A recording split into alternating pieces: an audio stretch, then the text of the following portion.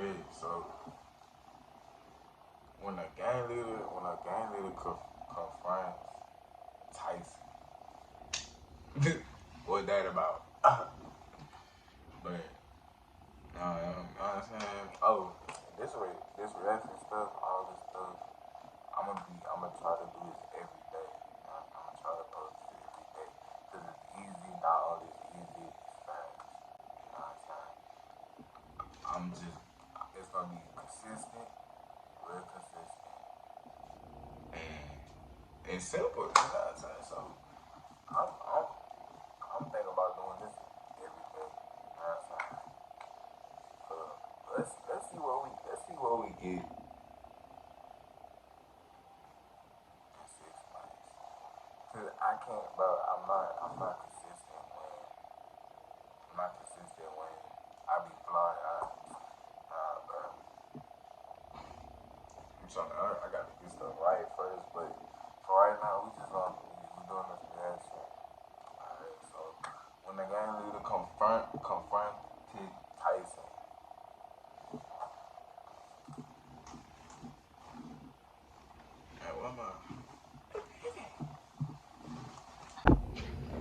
Alright, let's get to it. This gonna be a fight. Tyson, and you know it. You hit me, I'm gonna kill you. I'm gonna kill you. Welcome back to the Big Fight Recap here on BLTV Classic. He pulled his glasses off. Did you see his eye? His eye was just hanging out his head. On today's video, we revisit the infamous two-fight saga between Mike Tyson and Mitch Blood Green. A genuine beef that 10 rounds of boxing couldn't squash, as the two would face off one more time on the street, this time in a much shorter affair with a decisive victor. Let's get right to it.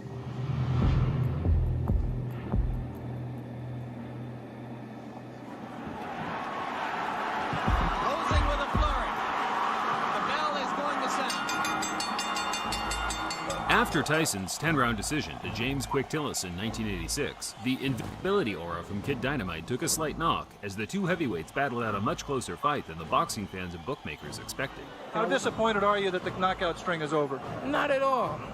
If anything, I feel relieved, and I'm confident if I wanted to, I could have knocked them out. It was Tyson's first time going the distance, as he had finished his previous 19 opponents all inside the opening 2 or 3 rounds. That gave some of the other heavyweight contenders an incentive to catch this teenage dynamo early, halt the hype train, and earn the highest possible payday outside of a championship fight. Tyson say, gonna give me a fight, I want Mike Tyson. Point blank. Michelle Tyson, he's a I'm gonna knock him out. Mitch Blood Green was one of the first fighters to utilize the new age of digital camcorders to get his message out there to boxing fans. Now I'm gonna show you some feast your eyes on a real heavyweight. There was no social media in those days, but local news stations and televised sports networks such as HBO would air the clips during a broadcast to gauge the fans' reaction. I ain't no joke. My name is Blood Green, and you heard my fight. Watch my smoke. It's probably due to audio compression over time, but I can honestly say I have difficulty understanding what Mitch Green is saying. Two clear things were the muscle flexing and homophobic slurs, and bizarrely enough, as far as my research suggests, this was enough to land him a shot at the hottest prospect in world boxing.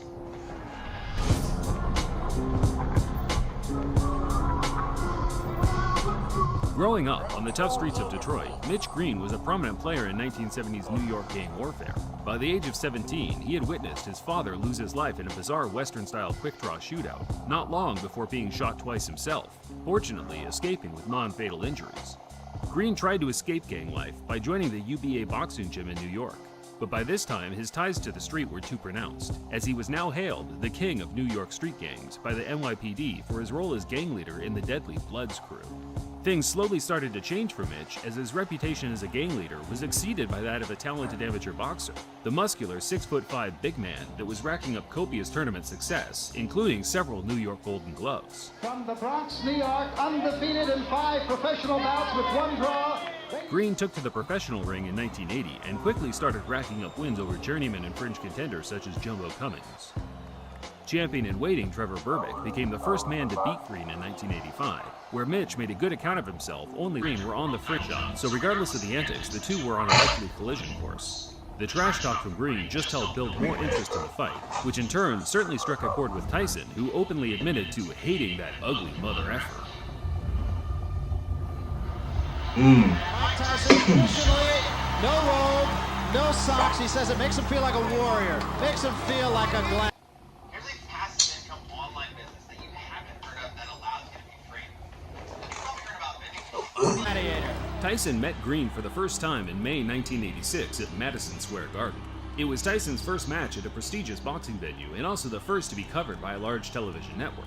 Yet, the occasion didn't change the traditional no robe, no socks attire. He was all business and had a personal vendetta to settle with the now not-so-confident-looking Mitch Blood Green. And was so much a factor in The occasion didn't change the traditional no robe, no socks attire. He was all business and had a personal vendetta to settle with what he does about that against Mitch Green. Always aggressive, right in front of his man. Now we see some head movement. Quicker shot.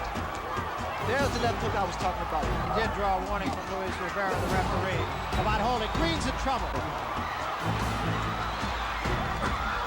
Good left hand by Tyson. Everyone has a plan until they get their mouthguard punched out of the ring in the first round. While Green had all the physical advantages, Tyson's supreme boxing skills and speed negated the gap in size and weight, backing up Green from the opening bell, slipping and countering, forcing the much bigger man into survival mode from the word go. Big right hand against Tillis. And what a shot. That is an awesome shot. Tyson punched out Green's mouthguard again in the third, whereafter he started mocking his opponent for having a wide, gulping mouth, stalking him across the ring, landing fierce, single power punches. The fist throws his punch. Another big left hook. See, Tyson there, good uppercut. He has to take a stand eventually. Another couple body shots. Well, he's smiling. Tyson is smiling, but see, Green has those fast hands. The fight became so routine by the closing stages, the crowd knew they were witnessing a foregone conclusion. Tyson himself appeared to have his mind elsewhere as he bizarrely kissed his trainer, Kevin Rooney, while he was trying to deliver him intricate strategies and details regarding the fight. Well, Kevin Rooney is in there and just jabbering away 100 miles a minute. Mike Tyson leaned over and just kissed him. Tyson closed the show, trying to score the knockout, but Green's disinclination to engage allowed him to grab and clinch his way to safety, resulting in him losing 9 out of 10 of the rounds on every different scorecard.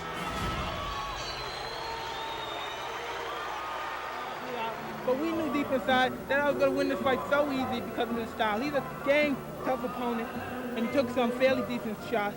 But as you know, I won comfortably, and I didn't try for the knockout, and I used a great deal of discipline in there, not knocking him out.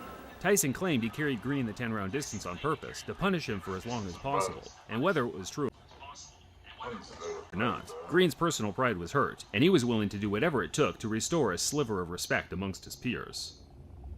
Green retired from boxing after the Tyson loss and returned to the street to earn a living from selling drugs. He always planned to one day get Tyson back in the ring, but as his years of inactivity ensued, Tyson progressed to one of the most dominant heavyweight champions of all time, undefeated and undisputed. The days of fighting lingering contenders such as Mitch Green were over. It wasn't until a couple of years after their fight that the two would meet again, this time in Green's element, the street. In the early hours of August 23, 1988, Mitch Green got wind that Tyson was shopping at a local clothing store close by to where he ran things on the street. Tyson had traveled a fair distance to pick up a luxury leather jacket handmade by one of his friends over at Dapper Dan's. As Tyson was chilling in the store with his entourage, Mitch Green burst through the door on his own, high on angel dust, demanding Tyson either give him a rematch or empty his pockets right there on the spot.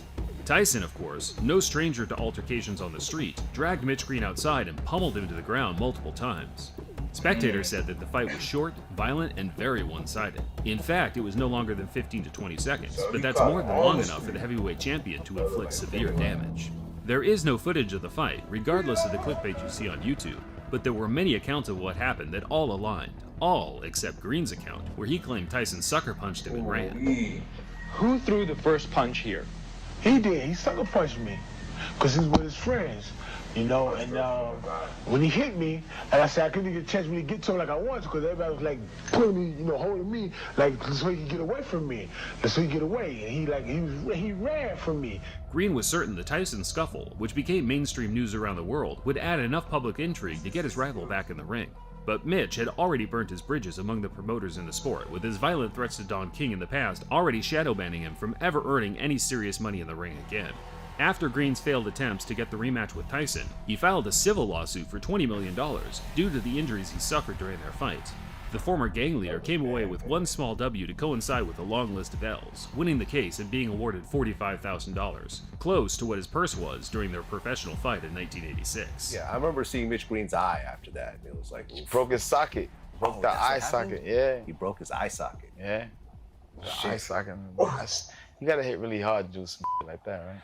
Green returned to the ring 7 years later, but at that point he was a shell of his former self and was beaten by journeymen with losing records until he hung him up for good in 2005. As of 2022, Green is still a large-as-life character, but now employs his energy into his love of Christianity. He still has a gripe with Tyson, but I think it's fair to say the two have now moved on, and whenever the topic is brought up today, they both make light of their infamous 30-year feud. That didn't work. The boys scared to death. After we had the street fight, the boys scared to death. Oh, wait a minute. Didn't y'all have a street fight, Mitch? For the ring, for the street. Thinking the man would do something about it, he wouldn't do nothing. Oh, man, he freaked me out. Did you know that actually Tyson and Sal are good friends and he comes to the show? He knew, look there, yeah, it's like Tyson. You see that? He